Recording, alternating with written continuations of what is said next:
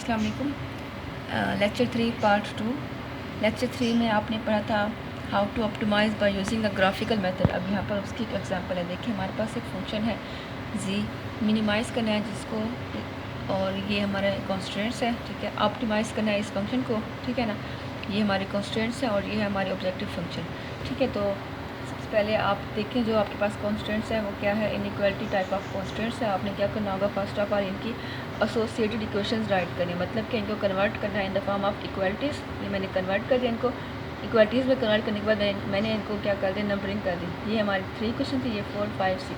उसके बाद क्या करना है, 1 बाय 1 इन तीनों के इंटरसेप्ट फाइंड करें। इंटरसेप्ट क्या होते हैं, वो पॉइंट जहाँ पर हमारी इक्वेशन या हमारी लाइन जो है एक्सिस को कट करे, ठीक है। वो क्या होता है, इंटरसेप्ट। मिसाल के तौर, जैसे मैंने ये इक्वेशन 4 कंसिडर की हुई है, तो इसका मैं x1 जब इंटरसेप्ट फाइंड करूँगी तो उसके लिए क्या करूँगी, x2 को 0 कर दूँगी, ठीक है। तो ये 5x1 + 2 0 = 10। ये x1 क्या आ गया 2, और पॉइंट ए क्या बन गया 2 और 0।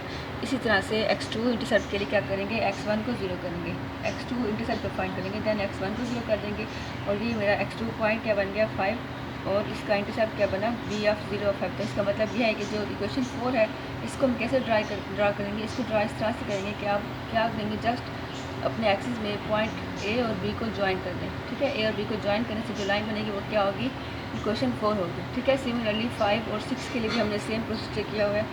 ये 5 के लिए पॉइंट बन रहे हैं, ठीक है, सी और डी, और ये 6 के लिए बन रहे हैं पॉइंट ई एंड एफ, ठीक है। उसके बाद क्या करना है, उसके बाद ये है कि आपने इनइक्वालिटीज़ को कंसिडर करना है, ठीक है। पहले इक्वालिटीज़ को हल किया, अब इनइक्वालिटीज़ को हल करेंगे, ठीक है। इनइक्वालिटीज़ के लिए आपने क्या किया है, जैसे कि मैं पहले बता चुकी हूँ, इनइक्वालिटीज़ आपको क्या देंगी, एरियाज़ देंगी, रीजन देंगी, ठीक है। तो इनका रीजन कौन सा होगा, ओरिजिन की तरफ होगा या अवे फ्रॉम द ओरिजिन होगा। उसके लिए हमने क्या किया हुआ है, ओरिजिन को एज अ टेस्ट पॉइंट लिया हुआ है, ठीक है। तो तीनों इनइक्वालिटीज़ में हमने क्या करना है, ओरिजिन को पुट करना है, ठीक है, और देखना है कि क्या वो इनइक्वालिटीज़ ओरिजिन को सेटिस्फाई करती हैं या नहीं करती। जैसे कि मैंने यहाँ पर देखें, इनइक्वालिटी फर्स्ट में मैंने ओरिजिन को पुट किया, जब तो इसने उसको सेटिस्फाई ना किया, 0 > 10 आ गया, इसने इसको सेटिस्फाई ना किया, ये फेल हो गई, ठीक है। तो this is the false statement, ठीक है। सेकंड जो इनइक्वालिटी थी उसने इसको ट्रू कर दिया, ठीक है। इसका मतलब क्या है, सेकंड इनइक्वालिटी जो है इसका जो एरिया है वो ओरिजिन की तरफ है, टुवर्ड द ओरिजिन, ठीक है। और ये जो है पहली और तीसरी, इनका जो एरिया है वो ओरिजिन से वो ओरिजिन को इंक्लूड नहीं करता, ऑलराइट। उसके बाद ये देखिए, मैंने इन सारे जो भी मेरे पास पॉइंट्स आए हैं, ठीक है, उन सबको मैंने क्या किया, एक टेबल के फॉर्म में राइट कर दिया, ठीक है। ये point A B C D E F, और ये जो है ये क्या है, ये बाउंड्री कंडीशन है, ठीक है। x1 की कंडीशन क्या थी, x1 लाई करना चाहिए 0 और 4 के बीच में, और ये x2 की कंडीशन है कि x2 लाई करना चाहिए 0 और 4 के बीच में, ये इस तरह, ठीक है ना। ये देखिए, अब मैं इसको स्केच करने लगी, इसका अब मैं ग्राफ जो है वो ड्रा करने लगी इन्हीं पॉइंट्स को कंसीडर करते हुए। ये देखिए, ये पॉइंट ए था, ठीक है, 2 और 0, और ये मेरा क्या है, ये पॉइंट ए बन गया यहाँ पर 2 एंड 0, और बी पॉइंट क्या था 0 1 5, ये मेरा पॉइंट बी बन गया 0 एंड 5, ठीक है। ये इक्वेशन 1 कैसे बनाएंगे इसको, जस्ट आपने क्या करना है, स्ट्रेट लाइन से इनको ज्वाइन कर देना है। ये मैंने इसको ज्वाइन कर दिया, थोड़ा सा बाहर एक्सटेंड भी कर दें तो अच्छा रहेगा, ठीक है। सिमिलरली बाकी के दो लाइंस भी ऐसे ही कर दें। सी देखें 5 और 0 है, और डी क्या था अगेन 0 और 5, तो इसको दोबारा से ज्वाइन कर दें bye using a straight line, ठीक है।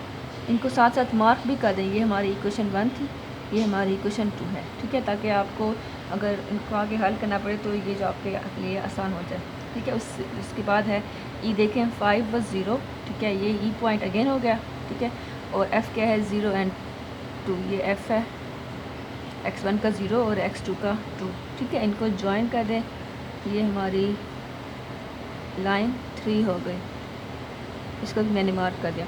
उसके बाद मैंने क्या किया था, इनको इनइक्वालिटीज़ को कंसिडर करते हुए मैंने चेक किया था कि क्या इन्होंने ओरिजिन को सेटिस्फाई किया था या नहीं। आपको अगर याद हो तो सिर्फ इक्वेशन 2 ने ओरिजिन को सेटिस्फाई किया था, इक्वेशन 1 और 3 ने सेटिस्फाई नहीं किया था, ठीक है ना। तो इक्वेशन 1 का जो शेड पड़ेगा वो कहाँ होगा, away from the origin, like this, ठीक है। देखिए, इस साइड पर ओरिजिन है, इस साइड पर ओरिजिन नहीं है, क्योंकि इसने ओरिजिन को सेटिस्फाई नहीं किया था। तो इसका मतलब क्या हुआ, इसका मतलब ये है कि ये जो इनइक्वालिटी है ये ओरिजिन को कंटेन नहीं करेगी, ठीक है। तो जहाँ पर इसका शेड पड़ रहा है वहाँ पर ओरिजिन शामिल नहीं होगा, ये बाहर आ जाएगा, ठीक है। इसी तरह से इक्वेशन 2 ने उसको सेटिस्फाई किया था, तो इसका जो एरिया है वो ओरिजिन की तरफ आएगा लाइक दिस। ठीक है, ये आ गया इसका शेडेड एरिया। देखें आप गौर करें, यहाँ पर ओरिजिन है, ठीक है, तो इसका शेड ओरिजिन के ऊपर है। ठीक है, और जो थर्ड इक्वेशन थी उसने भी सेटिस्फाई नहीं किया था, तो इसका भी अवे फ्रॉम द ओरिजिन, ये बाहर हो गया। ठीक है, आप चाहें तो यहाँ पर कलर्ड पेंसिल्स भी यूज़ कर सकते हैं, ठीक है ना, जैसे आपको सूट करे। अच्छा, अब देखिए, अब हमने चेक क्या कर रहा है फिजिबल रीजन। ये हमारा फिजिबल रीजन होगा जहाँ पर तीनों का कॉमन एरिया पड़ रहा है। देखिए इस एरिया में तीनों का शेड पड़ रहा है ना, तो ठीक है, तो ये हमारा क्या होगा फिजिबल रीजन। अगर मैं इसको थोड़ा सा हाईलाइट कर लूँ तो ये आपको क्लियरली जो है पता चल जाएगा।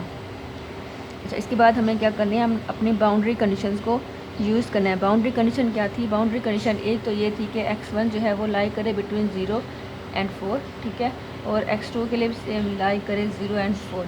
ठीक है, तो ये हमारे पास एक लाइन ही बन रही है। कैसी लाइन है? x1 के लिए क्या कंडीशन है? x1 के लिए कंडीशन ये है कि x1 0 और 4 के बीच लाई करे, तो मतलब कि ये वाला सारा का सारा एरिया हमारे फिजिबल रीजन में शामिल हो जाएगा। ठीक है, और x2 के लिए क्या है? ये बाउंड्री है कि x2 भी लाई करे बिटवीन 0 एंड 4। ठीक है, इसको आप बेशक मार्क कर दें, x1 जो है 4 से लेस हो और ये x2 है 4 से लेस हो। तो आप ये देखना होगा कि इस फिजिबल रीजन में भी आपने क्या करना होगा, जो ये वाला एरिया और ये वाला एरिया है इसको ओमिट कर देना होगा। तो आपका जो फिजिबल रीजन है वो क्या बना, वो ये बन जाएगा। ठीक है, ये मैं आपको फिर नीट करके अलग से दिखाती हूँ। देखिए ये हमारा क्या बन गया, फिजिबल रीजन बन गया। ठीक है ना, ये इस तरह से इसको मैंने अब नीट कर लिया है। ठीक है, अब हमने इसको क्या करना था, ऑप्टिमाइज़ करना था, इसको मैक्सिमाइज़ या मिनिमाइज़। तो उसके लिए हमने क्या करना था, कॉर्नर पॉइंट जो भी आपका फिजिबल रीजन आया है उसके आपने क्या करना है, कॉर्नर पॉइंट्स फाइंड करने हैं। देखिए P point, Q point, R, S, T। ठीक है, कॉर्नर पॉइंट निकालने के बाद फिर क्या करना होगा, उनको अपने ऑब्जेक्टिव फंक्शन के ऊपर ऑप्टिमाइज़ करना होगा, इवेलुएट करना होगा। ठीक है, देखिए पॉइंट P कैसे बनना है, point P is the intersection of this line, ठीक है, with x2 equal to 4। Just आपने क्या करना होगा, इस लाइन में x2 इक्वल टू 4 पुट करके उसका सोल्यूशन निकाल देना होगा। देखिए ये मैंने इसको अलग से किया भी हुआ है इस तरह से। ठीक है, ये है इस लाइन में x2 इक्वल टू 4 पुट कर दिया तो ये पॉइंट P आ गया। ठीक है, सिमिलरली जो Q पॉइंट था वो क्या था, intersection of line 2 with x2 equal to 4, उसको भी हल किया तो ये Q पॉइंट आ गया। ठीक है, इस तरह से R क्या है, intersection of line 2 with x1 equal to 4, इसको भी हल करेंगे और ये 1 व 4 आ जाएगा। ठीक है, इसी तरह से हर एक पॉइंट के लिए आप निकाल लेंगे P, Q, R, S, T, ये चारों के 500 के 500 पॉइंट्स निकाल लेंगे। जब एक दफ़ा इन सारे पॉइंट्स को, इन सारे कॉर्नर्स को फाइंड कर लिया, ठीक है, एक दफ़ा जब ये सारे के सारे कॉर्नर्स फाइंड कर लिया उसके बाद क्या करना होगा आपने, उसके बाद ये करना होगा कि आपने इन सब को इवेलुएट करना है अपने ऑब्जेक्टिव फंक्शन z के ऊपर। ठीक है, इन सब को इवेलुएट करना होगा और ये आपका आपने फिर इसको चेक करना होगा कि इसमें से कौन सा मैक्सिमाइजिंग पॉइंट है और कौन सा मिनिमाइजिंग। ठीक है, जो मैक्सिमम आ रहा है वो आपका क्या होगा, मैक्सिमाइजिंग पॉइंट होगा। ठीक है, 10 मैक्सिमाइज हो रहा है, ठीक है, 10 इज़ द मैक्सिमम आंसर, तो मैक्सिमाइजिंग पॉइंट क्या होगा, 1 व 4। ठीक है, और जो मिनिमम आंसर है 5.7 या 4.8, 4.8 इज़ मिनिमम। ठीक है, तो 4.8 मिनिमम है, तो मिनिमाइजिंग पॉइंट क्या होगा, 2/5 एंड 4। ठीक है, इस तरह से आपने ये सारे के सारे क्वेश्चंस करने होंगे। समझ आ गया होगा। अगर कोई मसला हो then you can ask in comment box. Thank you so much. अल्लाह हाफिज़।